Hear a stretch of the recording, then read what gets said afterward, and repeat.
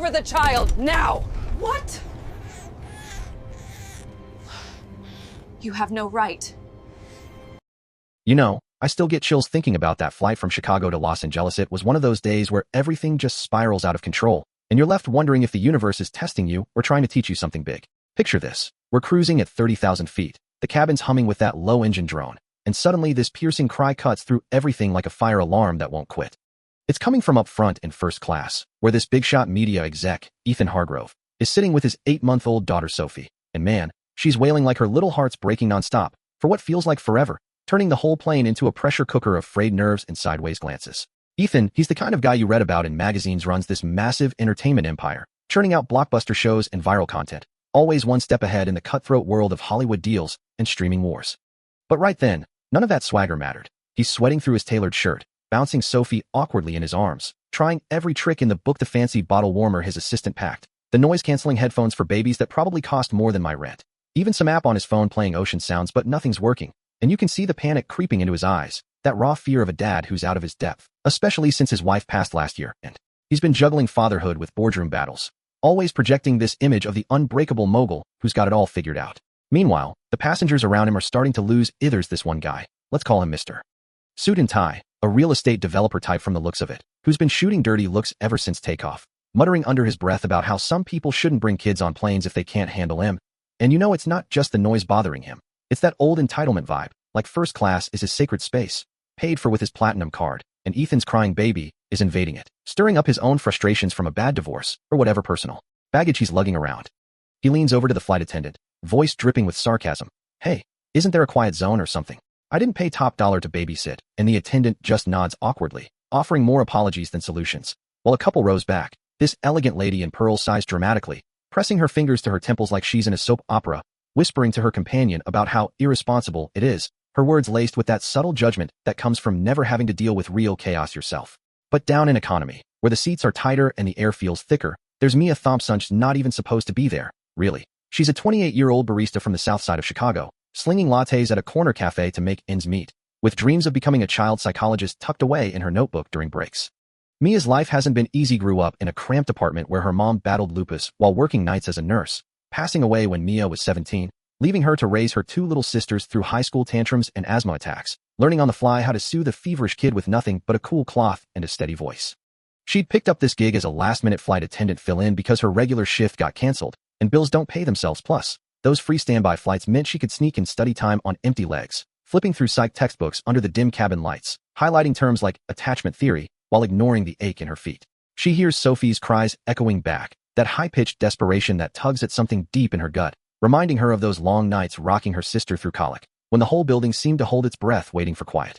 Mia pauses mid-service, tray of sodas in hand, closing her eyes for a second to listen not just to the noise, but to the rhythm behind it, the way it rises and falls like a plea for understanding, and she feels this pull, this quiet certainty that she knows what that baby needs, even if no one else does. But stepping up means crossing that invisible line between economy and first, where folks like her, black, working class, in a borrowed uniform, aren't exactly welcomed with open arms. Still, she straightens her apron, takes a breath, and pushes through the curtain, her heart pounding but her step steady, because sometimes ignoring that pull feels worse than any rejection. Up front, the tension's thick. You could cut it with a knife, and as Mia approaches Ethan's seat, all eyes swivel her way, some curious, others annoyed, like she's intruding on a private meltdown. Mr. Suit and Tie smirks, leaning back with crossed arms. Oh great, now the coffee girl's gonna play nanny? This ought to be good, his words sharp, laced with that miffed superiority from someone who's used to barking orders at underlings, probably stemming from his own power plays in boardrooms where he bulldozes deals over weaker competitors. Ethan looks up, exhausted and skeptical, his face a mix of desperation and doubt. Look, I've tried everything. What makes you think you can help? His tone edged with frustration, not at her exactly, but at the whole situation, this vulnerability cracking his polished facade, born from years of fending off rivals who smell weakness like sharks. Mia doesn't flinch. She meets his gaze evenly, her voice soft but firm. Sir, I've got a feeling I know what's going on with her. Mind if I give it a shot? And there's a pause, heavy with unspoken biases, the kind that whisper about class and color in quiet moments. But Sophie's fresh wail breaks it, and Ethan, shoulders slumping, hands her over carefully, like he's passing off a fragile artifact. Mia cradles Sophie close, one hand supporting her head, the other tracing gentle circles on her back, not frantic, not forced, just instinctive, drawing from those endless nights with her sisters, humming a low melody her mom used to sing, something soulful and rhythmic that syncs with the baby's ragged breaths. And slowly miraculous lithe cries soften, turning to whimpers, then hiccups, Sophie's tiny body relaxing against Mia's shoulder, her fists uncurling as if finally feeling safe, the cabin falling into this stunned hush, where even the engines seem quieter. Ethan stares, wide-eyed. How did you do that? I've got consultants on speed dial, the best money can buy, his voice cracking a bit, revealing that inner conflict. The mogul who's mastered mergers, but not this raw, emotional territory, haunted by memories of his late wife, who handled these things effortlessly. Mia smiles faintly, adjusting Sophie's blanket. It's not about gadgets or plans. Sometimes they just need to feel your calm, like borrowing your steady heartbeat when theirs is racing. And in that moment, you can sense the shift. Ethan's walls crumbling as he realizes this stranger's got wisdom he can't buy, sparking a quiet admiration mixed with his own self-doubt. But of course, nothing's that simple. Enter the supervisor, Ms. Reynolds, striding up with her clipboard like a warden on patrol, her face pinched in that corporate disapproval honed from years enforcing airline hierarchies, where rules trump compassion, because one slip could mean lawsuits or bad reviews. She pulls Mia aside sharply. What do you think you're doing? You're economy crew. You don't touch first-class passengers without clearance, her words hissed, motivated by her own climb up the ladder, stepping on others to secure her position, fearing any disruption might reflect on her bonus or promotion. Mia stands tall, though her stomach twists. I was just helping. The baby needed it. And it worked, but Reynolds cuts her off, voice rising in that controlled fury. Helping? You could have started a PR nightmare. Do you know who that man is? Stick to your section or you're done. The threat hanging there, rooted in her resentment toward temps who don't know their place, perhaps echoing her own early struggles she now buries under authority. Ethan overhears, stepping in with Sophie still dozing against him. Hold on a second. She didn't cause a problem, she fixed one. If anyone's getting in trouble here, it'll be you for punishing common sense, his tone firm, that CEO edge sharpening as he defends her, driven by a newfound gratitude and a flicker of guilt over his initial skepticism, turning the tables in this impromptu standoff. Reynolds backpedals, flustered. Of course, Mr. Hargrove, I didn't mean, but he's not having it, adding with a cool stare, make sure this doesn't go on her record, or I'll have my team look into airline policies on empathy, leaving her retreating with a forced smile, the power dynamic flipping in a satisfying beat, like a scene from one of his own scripted dramas where the underdog scores a win. As the flight settles, Ethan and Mia end up talking in those quiet hours before landing, him opening up about the loneliness of his world, how success feels hollow without someone to share the small wins, like Sophie's first smile, his voice trailing off as he admits, I thought I had it all mapped out, but this parenthood thing, it's like negotiating with a tiny terrorist who doesn't speak English, a self-deprecating chuckle escaping, lightening the moment.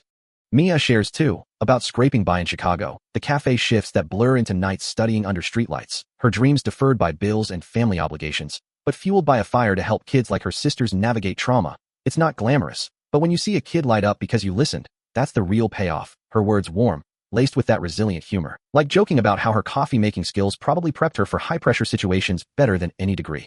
We've been hunting for someone with your instincts to head up the outreach side paid position, tuition reimbursement for your psych degree, even help with relocating if you want. His offer genuine, stemming from seeing her potential firsthand, a way to pay forward the humility she's taught him in one turbulent flight. Mia's breath catches, eyes widening. Me? But I don't have the papers for that, doubt creeping in from years of being overlooked. But he presses gently, papers don't hold a candle to what you just did. This isn't charity, it's smart business, investing in real talent. And after a beat, she nods slowly, the weight of possibilities sinking in, mixed with excitement and that nagging fear of change. Fast forward a couple weeks, and there's Mia walking into the Sunshine Family Hub in downtown Lannomore apron, just comfortable slacks and a badge with her name, the place buzzing with kids' laughter and soft play mats, walls painted in sunny yellows that chase away the shadows of her old life. Ethan's there in the nursery, holding Sophie who's cooing happily, and when he sees Mia, he grins. Welcome aboard. She's been asking for you. Well, in baby speak, handing her over, Sophie reaching out with a gurgle, as if recognizing that safe harbor. They stand there, chatting about the program, how it'll focus on community workshops for stressed parents, drawing from Mia's street-smart insights, and it feels right, like puzzle pieces clicking, Ethan reflecting on how one flight reshaped his view of privilege, Mia stepping into a future she earned through sheer heart. But here's the thing that still nags at me, was it all fair? Ethan had the power to swoop in and change Mia's life, sure, but what about all the other MIAs out there, grinding without a billionaire's notice? Does real change come from individual acts of kindness, or is it just luck masking deeper inequalities, like how society overlooks folks based on where they start? And that supervisor, Reynolds, was she just doing her job, or was there something uglier at play, that knee-jerk need to enforce boundaries that keep people in their place? It makes you wonder about justice in these everyday clashes, where empathy clashes with rules, and one person's hero moment highlights how broken the system can be. If this story hits home for you, drop a comment below. Tell me, who's right in these situations? The rule followers keeping order, or the rule breakers chasing compassion? Have you ever stepped up like Mia, or been saved like Ethan? Share your take, hit that like button if it made you think, and subscribe for more real-life tales that unpack the messy heart of human connections. We all in this wild ride together, after all.